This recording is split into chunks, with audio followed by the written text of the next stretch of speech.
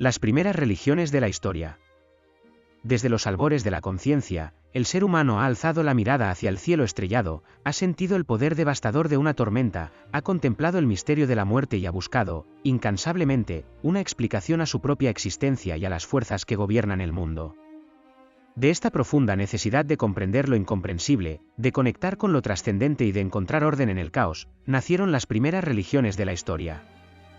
No fueron sistemas de creencias dogmáticas y escritas, sino un entramado vivo de mitos, rituales y símbolos que se fundían por completo con la vida cotidiana, la naturaleza y la comunidad. Los cimientos en la prehistoria, lo sagrado en la piedra y el espíritu.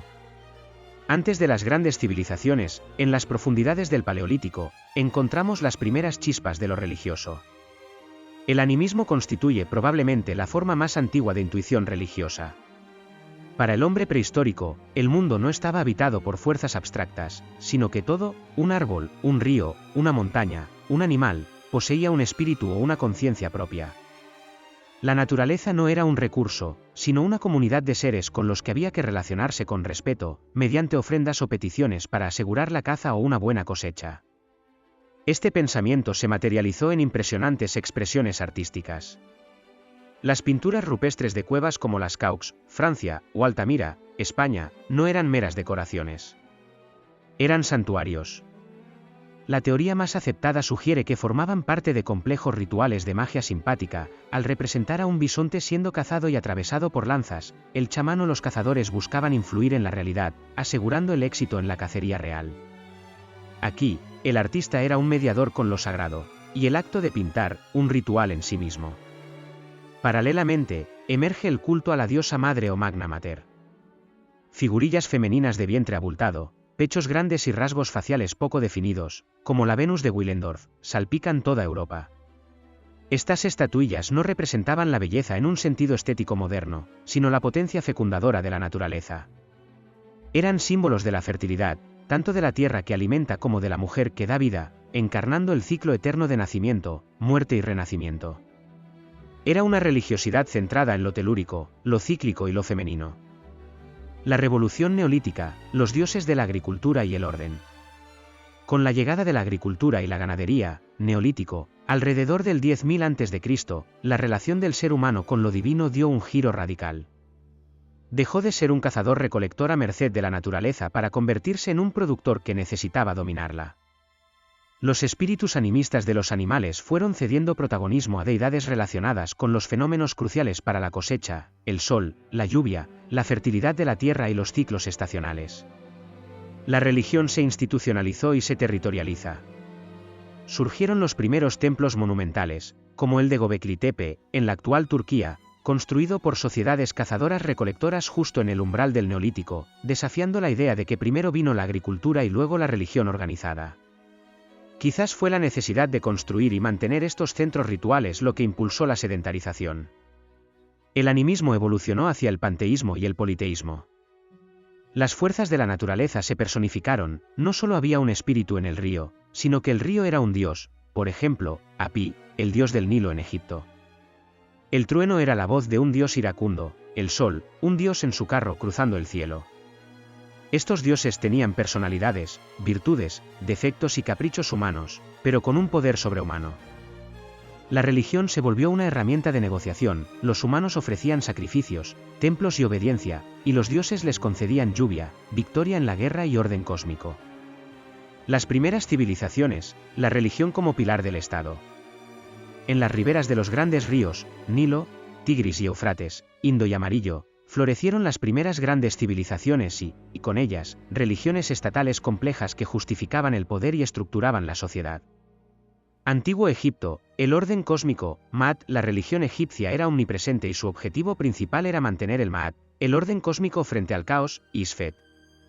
El faraón no era solo un rey, era el hijo de Ra, el dios Sol, el intermediario divino entre los dioses y los hombres. Su deber era garantizar que el Nilo inundara sus tierras a su tiempo y que el sol saliera cada día. El panteón era vastísimo: Osiris, dios de la resurrección; Isis, la maga devota; Horus, el dios halcón; Anubis, guardián de los muertos.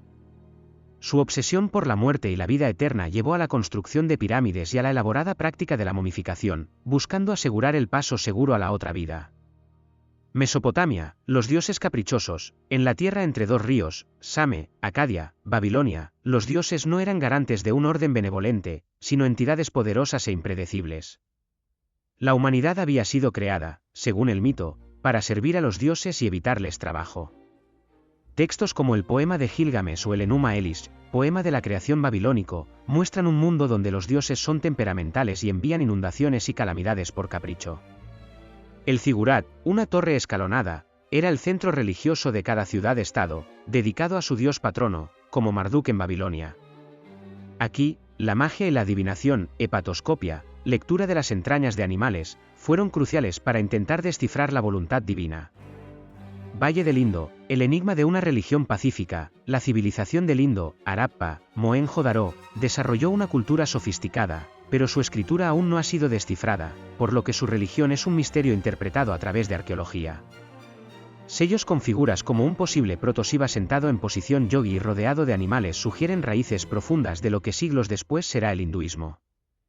También hay evidencias de culto a una diosa madre y a la fertilidad, así como una aparente falta de templos monumentales, lo que indica quizás una religiosidad más doméstica y personal.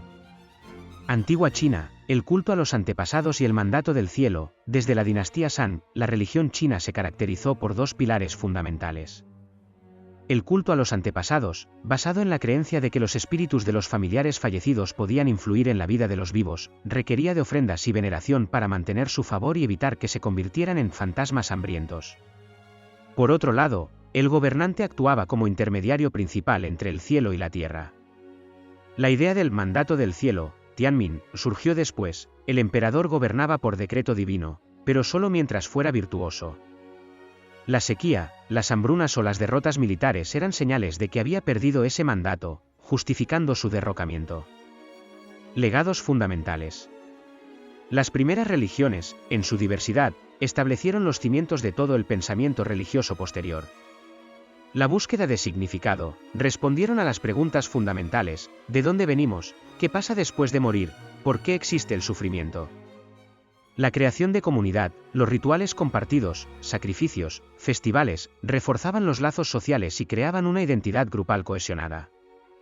La base de la ética y el orden, establecieron normas de comportamiento sancionadas por lo divino, creando los primeros códigos morales y legales, como el Código de Hammurabi, entregado por el dios Shamash. La raíz del arte y la ciencia, la arquitectura, la escultura, la música y la literatura nacieron, en gran medida, al servicio de lo religioso. La observación de los cielos para crear calendarios rituales fue el germen de la astronomía. Estas religiones primigenias no eran meras supersticiones. Eran cosmovisiones complejas y coherentes que dotaban de sentido a un mundo lleno de peligros y maravillas. Mirando al pasado, no vemos los balbuceos infantiles de la espiritualidad, sino sus expresiones más primarias y poderosas, el asombro reverencial del hombre frente al universo, un sentimiento que, en esencia, perdura hasta hoy.